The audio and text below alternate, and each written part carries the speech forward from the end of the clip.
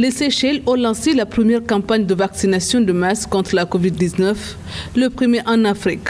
Afin de montrer l'exemple à la population, les dirigeants politiques ont été les premiers à recevoir leur première dose de vaccin. L'administration d'une deuxième dose est prévue dans 3 semaines pour tous ceux qui ont reçu la première dose du vaccin. Le gouvernement séchellois envisage de faire vacciner environ 70% de la population d'ici 2 à 3 mois, soit un total de 69 000 habitants. Depuis le début de la pandémie, les Seychelles ont enregistré environ 300 cas positifs de Covid-19.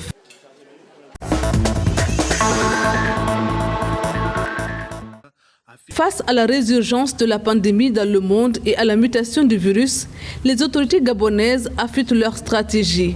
Un conseil présidentiel avec à l'ordre du jour l'adaptation à la mutation du virus et à ses possibles implications du plan de riposte du Gabon contre la Covid-19 s'est tenu sous l'égide du président de la République Ali Bongo Ondimba. Objectif, réfléchir aux mesures supplémentaires de protection susceptibles d'être adoptées en cas de mutation du virus dans le pays.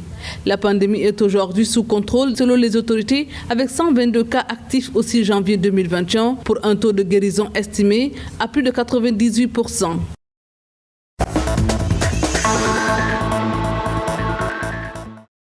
Le Sénégal n'a pas la capacité de stocker les vaccins Covid-19 à des températures ultra basses.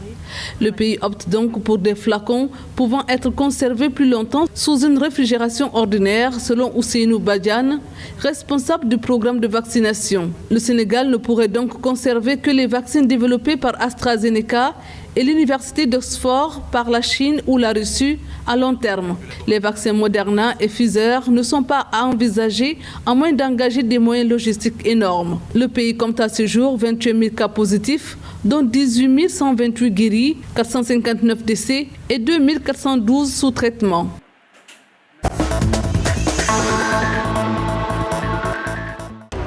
Selon un communiqué du ministère publié au soir du lundi 11 janvier, la Tunisie compte 3 074 nouvelles infections au Covid-19 et 69 décès supplémentaires. Actuellement, le nombre de patients hospitalisés est de 1 729, dont 361 en réanimation et 124 sous respiration artificielle, alors que le nombre de guérisons a atteint 119 446. Face à une courbe de plus en plus ascendante de la propagation du Covid-19, de nouvelles mesures seront prises pour stopper cette propagation. Des zones à haut risque pourraient se voir confinées.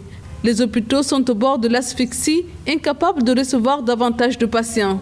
Pour le moment, la nouvelle variante du Covid-19 n'a pas encore été détectée dans le pays.